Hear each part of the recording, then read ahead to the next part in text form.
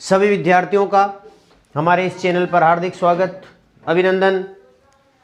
आज मैं आपके लिए लेके आया हूँ हिंदी भाषा शिक्षण की विधियाँ।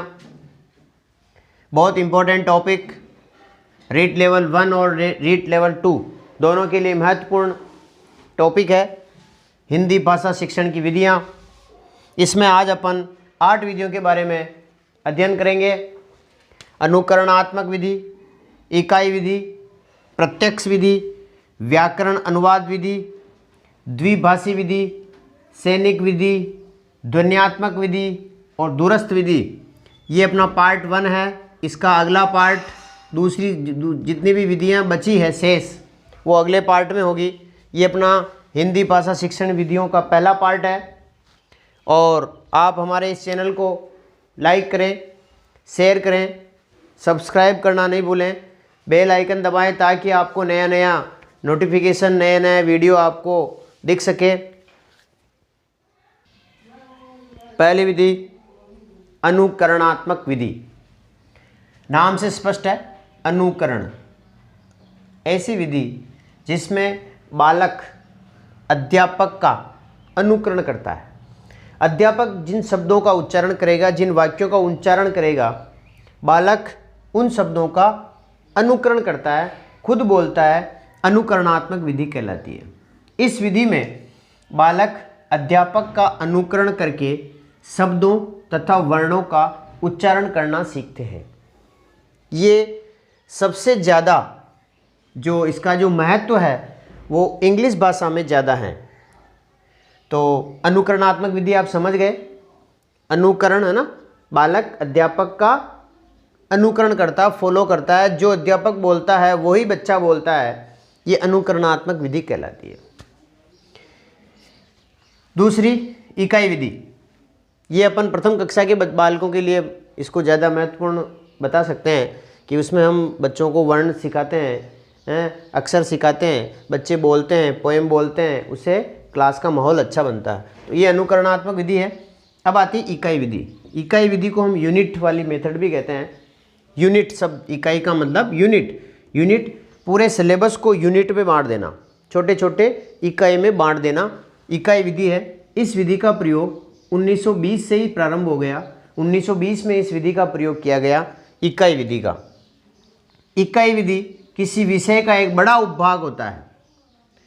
इकाई यूनिट जो है ना, एक सिलेबस का बड़ा सा एक उपविभाग होता है। इस इकाई पद्धति, ये जो इकाई पद्धति है, ये विषय वस्तु शिक्षण प्रविधियों की वह पद्धति है जो पढ़ाने तथा सीखने को प्रभावोत्पादक बनाती है, प्रभावशाली बनाती है। इससे छोटी छोटी इकाई में जब सिलेबस बढ़ जाएगा तो बालक का उसके प्रति इंटरेस्ट रहेगा और वो जल्दी सीख पाएगा। तो सीखने को और पढ़ाने को प्रभावोत्पादक बनाती है ये विधि।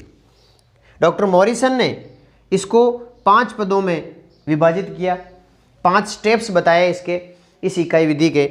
डॉक्टर मॉरिसन ने नंबर 1 पूर्व ज्ञान, यानी कि अध्यापक बालकों के पूर्व ज्ञान का पता लगाएगा। इकाई बांटने से पहले बालक का पूर्व ज्ञान कितना है, उसको नॉलेज कितना है, वो पूर्व ज्ञान पहला स्टेप। दूसरा स्टेप प्रस्तुतिकरण। जब पूर्व ज्ञान का पता चल जाएगा तो वो अपनी बात को उनके सामने प्रेजेंटेशन देंगे, उनको बताएंगे उस पाठ के बारे में, उस इकाई के बारे में। उसके बाद बच्चे क्या करेंगे, उसको आत्मीकरण करेंगे, उसको समझेंगे।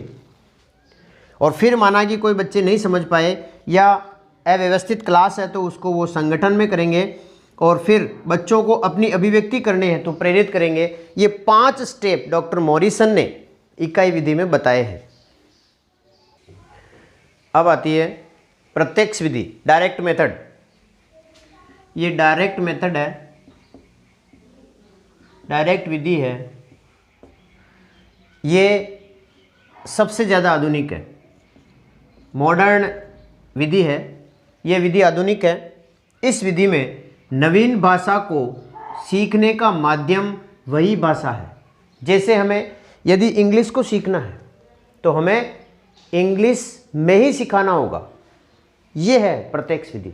सार यही है, जिस भाषा को हम सीखना चाहते हैं उस भाषा को उसी भाषा में समझाना प्रत्यक्ष विधि है।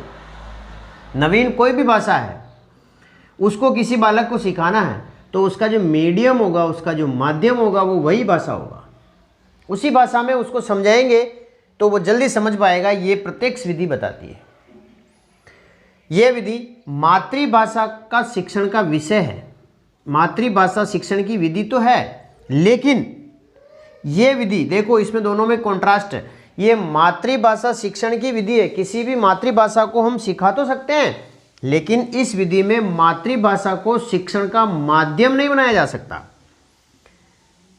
ऐसा नहीं है कि भाई जैसे हम अंग्रेजी सीखना चाहते हैं तो उसके साथ हिंदी भी सिखाएं, हिंदी के बाद उसका अंग्रेजी ट्रांसलेट करें। नहीं, इसमें क्या होता है, जिस नवीन भाषा को सीखना चाहते हैं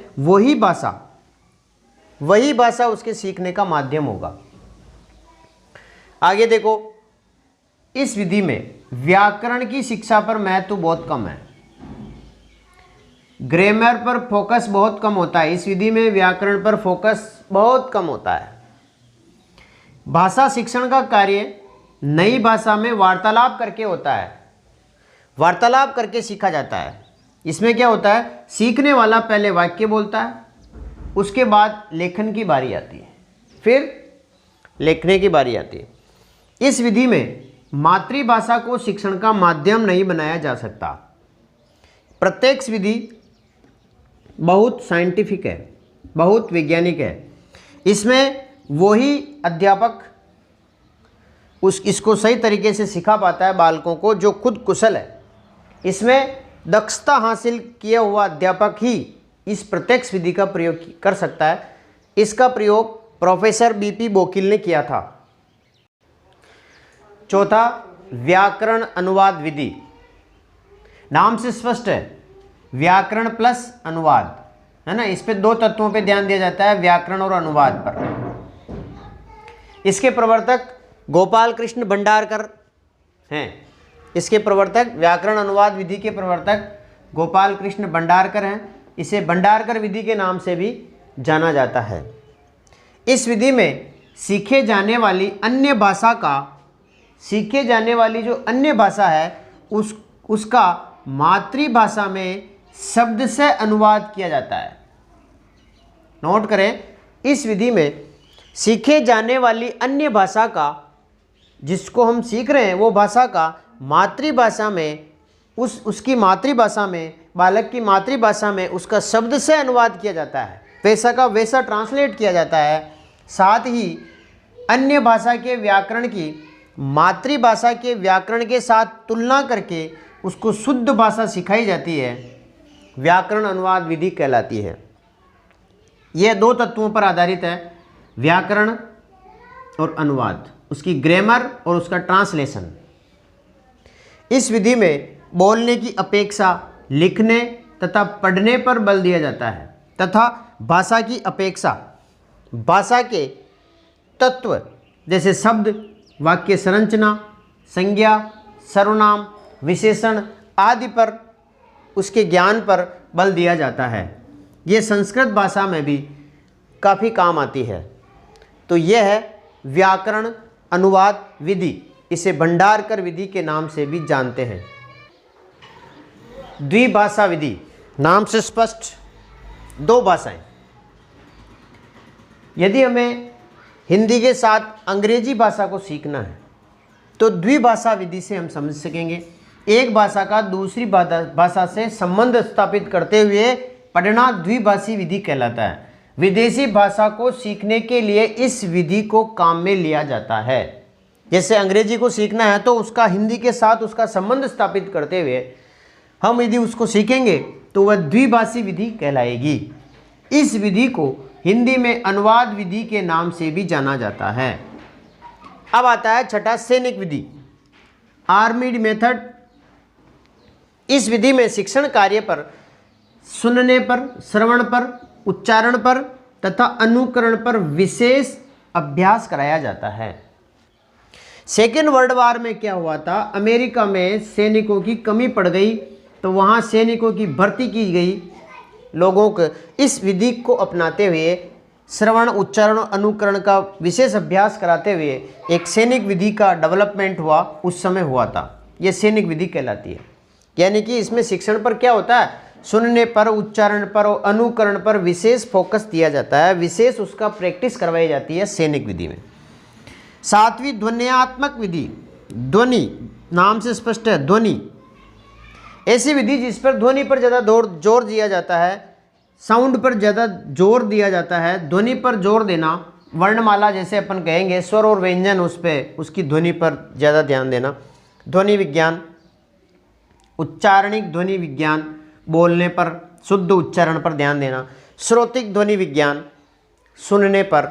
और तरंगीय ध्वनि विज्ञान, ध्वनि वेग पर। यह है ध्वन्यात्मक विधि।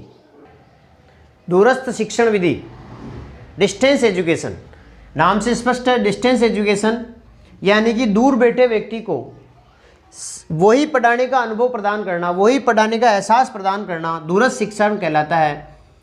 दूरस्थ शिक्षा को पत्राचार शिक्षा, स्वतंत्र अध्ययन प्रणाली, बहुमाध्यम शिक्षा प्रणाली, मुक्त अधिगम प्रणाली, बाह्य अधिगम प्रणाली आदि नामों से जाना जाता है।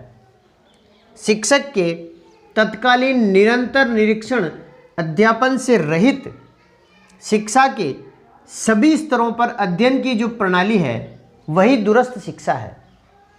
यानी कि जैसे हम घर बैठे हमारा काम चल रहा है या हम किसी प्राइवेट काम में लगे हुए हैं, दुकानदारी कर रहे हैं, कुछ भी ऐसा कार्य कर रहे हैं और हम पढ़ना चाहते हैं, तो हम रेगुलर कॉलेज में एडमिशन नहीं ले सकते, उसमें आयु का बंधन होता है, रोज़ जाना पड़ता है, कार्य का व्यवधान होता है।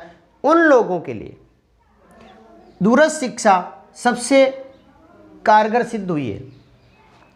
इसमें क्या होता है, आमने सामने बैठकर पढ़ने वाले का बंधन नहीं होता है। घर बैठे शिक्षण सामग्री भेज दी जाती है, वो अध्ययन करते हैं और एग्ज़ाम देते हैं। ये एक लचीली पद्धति है और इसमें शिक्षा के समान अवसर सिद्धांत पर ध्यान दिया जाता है कि शिक्षा के सबको समान अधिकार है, पढ़ने का अधिकार है, इस पर ध्यान दिया जाता है। ये एक सुसंगठित और सुव्यवस्थित प्रणाली है। जैसे हम उदाहरण के लिए वर्धमान महावीर ओपन यूनिवर्सिटी कोटा के अंदर जो है या इग्नू है, वो दूरस्थ शिक्षा के यूनिवर्सिटीज़ हैं। ये घर बैठे डिग्री दिलाते हैं और जैसे किसी को बैचलर डिग्री लेनी, किसी को मास्टर डिग्री लेनी, किसी को पीएचडी डिग्री लेनी, ये सारी डिग्रियां और जो अवसर प्रदान करते हैं ये दूरस्थ शिक्षा कहलाती है।